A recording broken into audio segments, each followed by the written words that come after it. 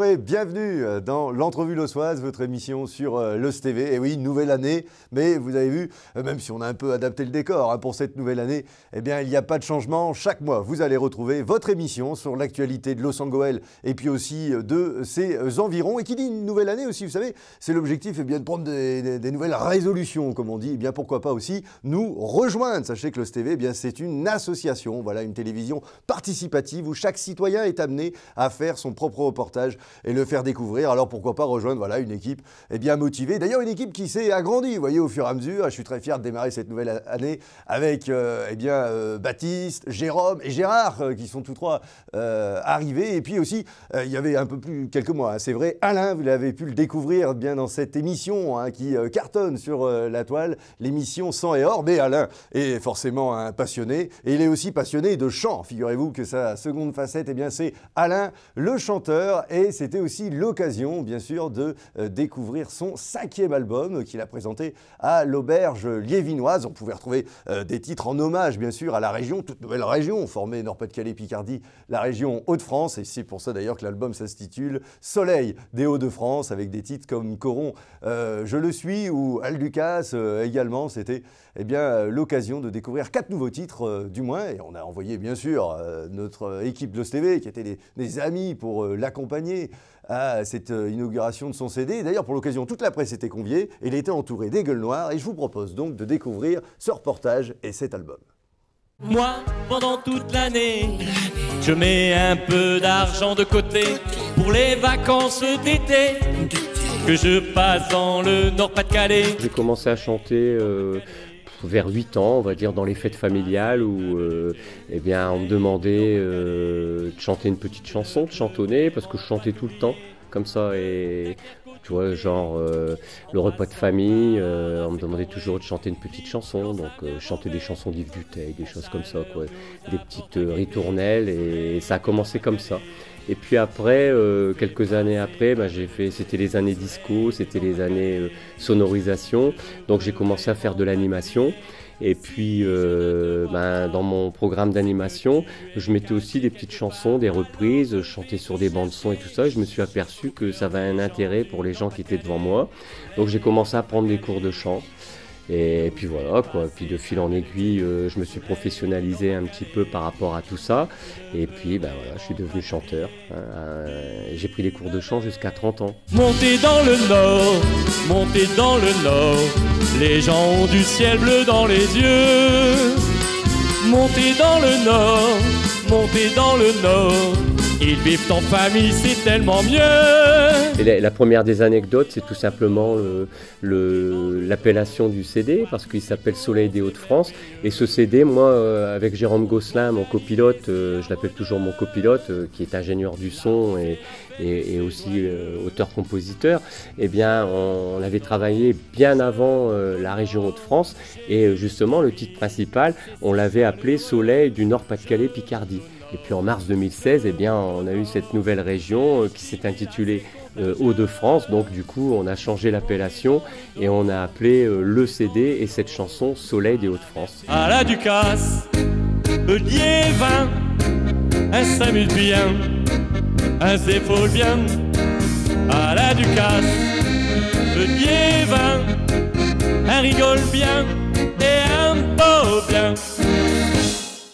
Et voilà, un nouvel album d'ailleurs que vous pouvez vous procurer tout simplement sur le site www.alainchanteur.com. Et puis si vous voulez suivre son actualité, puisqu'il y a des concerts également, je suppose, qui vont suivre, il vous suffit de taper dans votre barre de recherche pour le plus célèbre des réseaux sociaux, Alain le chanteur, et vous allez retrouver sa page avec toute son actualité. Allez, direction maintenant Los-Angeles. Et ce que je vous propose de découvrir, c'est le Chantier Nature, une initiative orchestrée par la mairie avec l'aide de 2 associations de la métropole lilloise, les Ça Profite et les Blongios, 2 associations d'ailleurs spécialisées dans l'aménagement des espaces urbains et des espaces verts.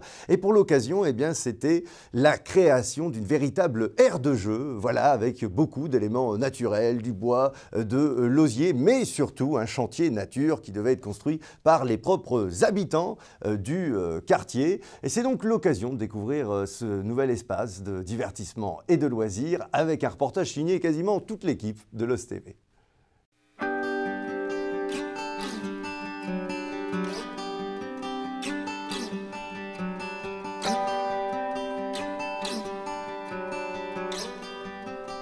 Ce projet nature là, il vient d'un travail en fait sur 3 ans avec les habitants du quartier et plus particulièrement d'une demande des habitants autour d'un travail autour du jeu, voilà, sur le site.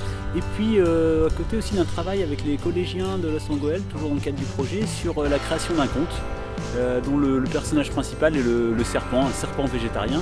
Et du coup on a lié les deux pour créer ce parcours de jeu en forme de serpent. Et en fait là on a décidé avec les habitants qui nous ont fait remonter un besoin de jeu pour enfants, de créer un parcours de jeu pour enfants sur site qui est en fait juste en face de la maison de quartier. Et donc voilà, c'est de là qu'est partie l'idée de faire un parcours de jeu. Et ensuite on s'est inspiré d'un conte qu'on a créé avec les collégiens du collège René Cassin qui s'appelle le serpent végétarien, pour en fait imaginer la forme que vous voyez juste ici, donc la forme d'un serpent, donc qui slalome sur tout le terrain. Notre rôle c'était enfin moi comme je l'ai compris avec ma collègue Claire, c'était surtout d'inviter les habitants de la cité et les gens à rêver et à imaginer des possibles pour leur quartier, pour le site de l'Entre-deux et pour le quartier ouest en général. Donc provoquer du rêve et faire en sorte que ce soit réalisable. Donc les accompagner dans la réalisation d'un projet collectif. Alors pour les enfants, il y a plein de choses qu'ils ont sollicitées et surtout ils ont plein d'approches différentes de matières aussi. On va avoir du bois brut, du bois j'allais dire de construction, mais aussi du saule vivant à travers un petit tunnel, du saule en tressage qui lui est pas vivant, va pas repousser, va être du saule mort. Et voilà. Et les enfants, ce qui est intéressant, c'est qu'ils vont avoir ils vont à la fois monter, passer dans des tunnels, faire jouer leur équilibre sur des poutres, toucher différentes matières à travers ce parcours. Alors en fait il y a plusieurs étapes, donc ça commence juste là-bas à la queue du serpent, donc, qui est un tressage de sol. Juste ensuite vous avez une petite passerelle où les enfants doivent monter dessus, avant de rentrer dans un tunnel pareil en sol tressé. Ici on a créé un chemin en briques pour qu'en fait les enfants suivent le chemin. Juste derrière vous, vous avez des poutres qui sont à différents niveaux, donc que les enfants doivent suivre et rester en équilibre. Ensuite, une autre passerelle pour rejoindre un parcours de bûches qui seront creusées dans le sol, donc les enfants devront marcher sur les bûches en équilibre, avant de rejoindre la tête du serpent qui est une dernière passerelle. Et ensuite, il y aura des souches d'arbres qui seront plantées à différents niveaux, pareil, où ils devront marcher sur les souches pour rejoindre ensuite le chemin central de l'espace. Les Blongios, c'est une association qui organise des chantiers nature de bénévoles. Donc on permet en fait à des bénévoles, des volontaires, tous les week-ends d'aller travailler sur des sites naturels pour creuser des mares, planter des haies, et avec pour objectif en fait que les gens puissent se reconnecter à la nature. Depuis le démarrage, on a travaillé beaucoup de façon assez fusionnelle avec les Blongios sur le projet. Donc en gros le projet il est partagé, on ne peut pas vraiment séparer complètement la réalisation en deux pôles. On a essayé de fusionner nos deux mondes, les Blongios plus dans le chantier nature et nous plus dans l'aménagement, pour arriver à un projet qui soit aussi en adéquation avec l'esprit du quartier, l'esprit de Los Angeles, où la nature a une place très forte et où les habitants, les citoyens sont aussi très présents, donc avoir un peu un espace de rencontre entre l'homme et la nature. Et donc l'aménagement il est un petit peu il est un peu de cet ordre-là sur ce projet. Donc avec des parties qui sont vraiment liées au jeu, plateforme, et aussi une manière de jouer avec l'existant, avec la nature, mais aussi la ville qui est là. On est de toute façon toujours Blongios dans une action écologique, c'est notre métier, notre base, notre cœur, notre passion. Et là on est sur l'aménagement du territoire, mais en se disant qu'est-ce qu'on peut faire de façon naturelle. Les saules qu'on a coupés ont été coupés sur un site où en les coupant, ça a permis de redonner de la lumière et ça va revivifier les saules. Donc en fait, on fait un chantier où on va revivifier des saules, on va redonner la lumière à un milieu naturel et ce qu'on coupe, on va le réutiliser ici pour faire un tunnel, pour faire une cabane. On essaye d'être vraiment dans le recyclage de la matière naturelle qu'on utilise au maximum. Et voilà, une très belle animation qui a pu mettre une certaine ambiance dans la cité Belgique. Comme vous le savez, chaque mois, l'entrevue Lossoise, c'est aussi sa séquence invitée. L'occasion de découvrir des projets, des artistes ou aussi des initiatives. Et le mot initiative prend tout son sens aujourd'hui puisque je suis avec Sébastien Chaplet qui s'occupe de Cimevad. Donc c'est le syndicat mixte du traitement, de la valorisation également des déchets. Alors parlez-nous en particulier de votre organisation. organisation, CIMEVAD? En fait, le CIMEVAD, c'est une collectivité territoriale qui regroupe 82 communes autour des villes de Douai, Vitry-en-Artois, Hénin-Beaumont, Carvin. Et l'objectif de ce syndicat, c'est de mettre en place des usines de recyclage et de valorisation des déchets produits par les 310 000 habitants qui résident sur ce territoire. Voilà, donc il y a toujours, c'est une grande occupation évidemment, ce traitement des déchets. Et là, il y a un nouveau projet voilà, qui vient, là hors plateau, on parlait, qui a été inauguré il y a quelques jours, là, de ce qu'on enregistre l'émission. Aujourd'hui, c'est cette nouvelle plateforme, donc située à Dourges, sur la plateforme Delta 3. Et là, on est vraiment sur une entreprise, on va dire, moderne et innovante par rapport à l'écologie. Alors, c'est vrai que chaque type de déchet trié par l'habitant nécessite qu'il y ait une usine qui valorise les déchets là.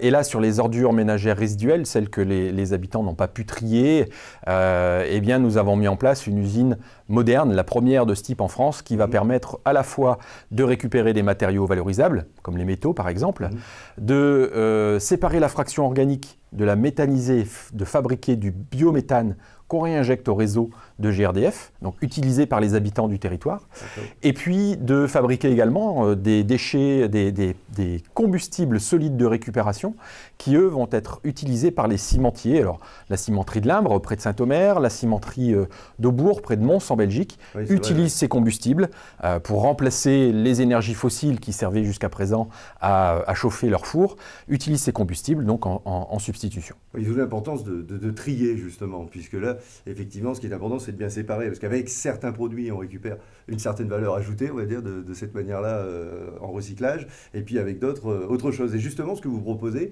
ce qui est intéressant, eh bien, c'est de pouvoir visiter, de faire un parcours, de se rendre compte quoi, de la responsabilité qu'on a à trier, et on peut, vous m'avez expliqué donc tout à l'heure, visiter tout le tour même de l'usine. Ça, c'est sur une autre usine, sur celle de le centre de tri qui est à Évin-Malmaison, où là, on va trier les emballages, donc la poubelle de recyclage, avec dedans les papiers, les cartons, les bouteilles plastiques, vont dans une usine. Donc celle-ci est à Évin-Malmaison. Et effectivement, sur cette usine, on a mis en place un parcours de visite qui permet aux habitants de comprendre pourquoi il faut trier, où vont les matériaux, ce qu'ils deviennent, et de visiter via une galerie de visite entièrement sécurisée, à l'abri des odeurs et des nuisances qu'il peut y avoir sur ce type d'équipement, de visiter cette usine et de comprendre pourquoi il faut faire ce geste éco-citoyen de trier ces déchets. Et souvent, ça fonctionne d'ailleurs pas mal, hein, puisque j'ai cru, avec les chiffres, 7000 visiteurs en moyenne.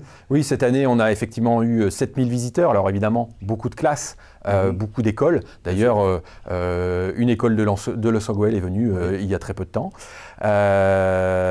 Et donc, mais également des portes ouvertes, des visites en soirée qui sont possibles pour les particuliers. Pour cela, alors les visites sont entièrement gratuites, hein, et il faut donc prendre contact avec le CIMEVAD puisque cela fonctionne sur inscription, puisqu'il y a des animateurs qui vous accompagnent pour vous expliquer. Et donc, il faut évidemment que l'on sache qui vient et quand, et donc s'inscrire en appelant le CIMEVAD. D'accord, oui, sachez que les choses sont bien faites sur le STV, puisque juste en bas de votre écran, vous avez le lien qui s'affiche sur www.cimevad.org. C'est ça. Si je ne dis pas de bêtises, et ça peut vous permettre de vous inscrire pour visiter. Donc c'est celle d'Évin-Malmaison. Oui. Et donc pour ce projet là tout récent à Dourges, quel est votre rôle, vous, Sébastien Chablé, lorsque vous montez comme ça une initiative? C'est aussi de trouver les investisseurs, les convaincre aussi de monter une telle entreprise? Alors, bon, c'est des projets de long terme. Celui-ci a démarré en 2009. Donc, on démarre en allant visiter les usines à l'étranger, puisque des usines comme celle-ci n'en existaient pas en France, notamment en Allemagne, qui ont quelques années d'avance sur nous, sur ces sujets-là. Donc avec les élus, avec les associations environnementales, on va visiter et on se dit, tiens, ça a l'air d'être quand même une solution intéressante. Ensuite, il faut lancer des appels d'offres pour trouver des sociétés capables de concevoir et de construire ce type d'usine. Puis il faut trouver les financements, donc avoir des partenaires bancaires, aller chercher des subventions auprès de l'Europe, auprès de l'ADEME.